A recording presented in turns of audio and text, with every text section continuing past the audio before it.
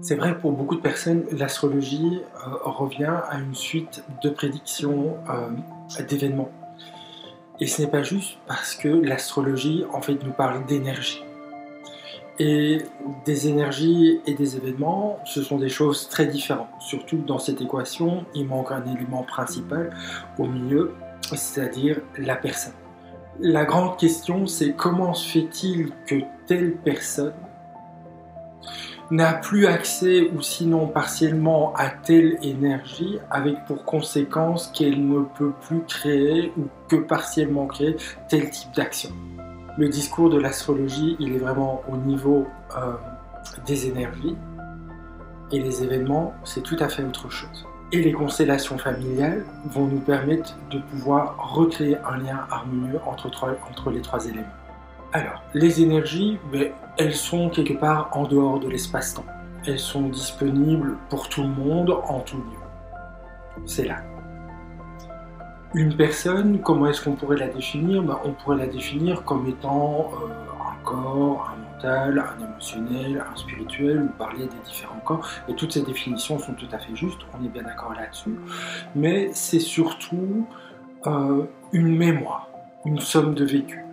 D'abord, ces mémoires personnelles, tout ce que j'ai vécu depuis que je suis né, en ce compris les 9 mois dans le ventre de maman. Autre type de mémoire personnelle, tout ce que j'ai vécu dans d'autres vies, dimension karmique. Et à côté des mémoires personnelles, il y a les mémoires transpersonnelles, donc la mémoire transgénérationnelle, tout ce qu'a vécu mon clan, ma famille, tant du côté de la lignée paternelle que de la lignée maternelle. Une mémoire, un vécu, c'est une information, c'est une énergie, c'est vibratoire. Parce que j'ai vécu ceci, donc je vibre cela, et donc par nature je vais attirer ce type de situation, et par nature je vais repousser ce type de situation.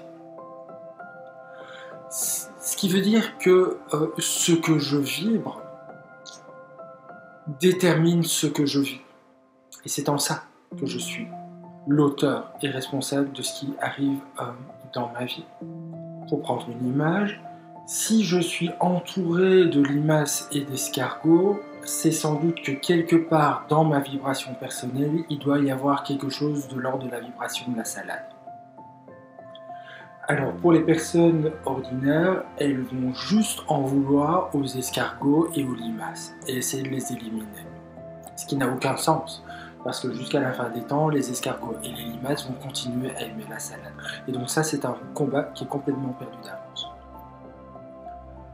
Les personnes un peu plus conscientes et un peu plus éveillées se diront « Je suis entouré de limaces, je suis entouré d'escargots, il y a sans doute quelque chose en moi qui est de l'ordre de la vibration de la salade.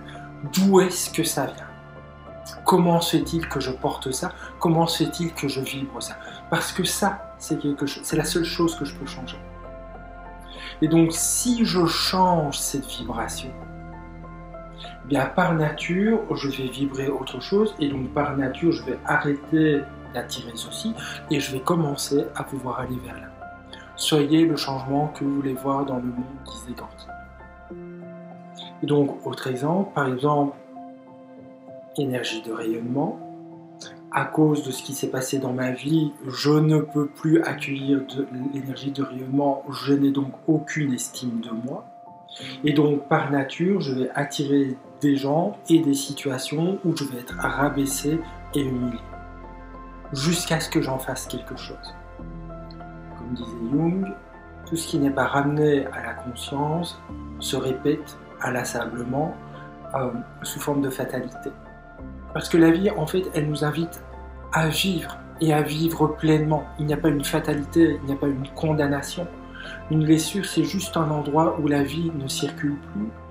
Et donc, la vie, quelque part, nous ramène à ce qui est dysfonctionnant pour que nous en fassions quelque chose, pour que la vie soit de nouveau vivante, quelque part. J'ai parlé des énergies qui sont là, en dehors de l'espace-temps, et puis d'une personne qui est là, dans l'espace et dans le temps. Et maintenant, qu'est-ce que c'est un événement? Un événement, ça a toujours une dimension personnelle et ça nous dit ce que, en fonction de qui je suis, qu'est-ce que je peux faire des énergies? Comment, en fonction des mémoires personnelles et transpersonnelles que je porte, qu'est-ce que je peux faire des énergies? Ou quel type d'énergie je suis capable d'accueillir ou pas, et donc ça détermine le type d'action que je peux vivre ou créer. Ce qui veut dire que mon vécu, ma mémoire personnelle et ma mémoire transpersonnelle conditionnent ma relation aux énergies qui sont possibles et donc déterminent le type d'action, le type d'événement que je peux créer, que je peux vivre ou que je peux recevoir. Et donc, si un astrologue dit « dans votre thème, il y a tel type d'énergie et donc vous allez pouvoir vivre ou vous allez vivre tel type d'événement », eh bien, quelque part, il fait fi de votre mémoire personnelle ou de votre mémoire transpersonnelle. Parce que qui dit que vous êtes en paix avec cette énergie-là et que donc vous êtes capable de vivre ou de créer cette action-là? L'astrologie, elle nous parle d'énergie. Les constellations familiales nous parlent de mémoire. Mémoire personnelle, mémoire transpersonnelle. Consteller son thème astral, c'est travailler cette relation entre les énergies et ma mémoire personnelle et ma mémoire transpersonnelle. Qu'est-ce qui fait que dans ma mémoire personnelle ou transpersonnelle, je ne peux pas accueillir cette énergie-là? L'énergie de rayonnement, le mental, sentir, se mettre en lien, s'individuer, se remettre en question, se connecter, accueillir son pouvoir, se structurer, etc. Qu'est-ce qui fait que dans mon énergie, dans mon vécu personnel, transpersonnel, je ne peux pas accueillir cette énergie-là et donc produire telle action ou recevoir telle action dans ma vie? Eh bien, consteller son thème astral, c'est vraiment travailler sur cette relation entre les énergies, dimension personnelle et mémoire personnelle, transpersonnelle, les constellations familiales. C'est ce lien-là qui, s'il est travaillé, va pouvoir permettre d'agir, d'être un autre acteur dans sa vie. Ça revient à ça, consteller son thème astral. Dans une lignée où singulièrement le féminin et les femmes n'ont pas pu prendre leur place ou ont été bafouées, violentées, niées, 3 petits points, la liste est longue, il est évident que pouvoir accueillir par exemple la Lune ou pour pouvoir accueillir Vénus, ça risque d'être compliqué. Et donc consteller son thème astral, ça va pouvoir permettre d'enlever les mémoires en lien avec quelque chose pour pouvoir faire la paix avec une énergie.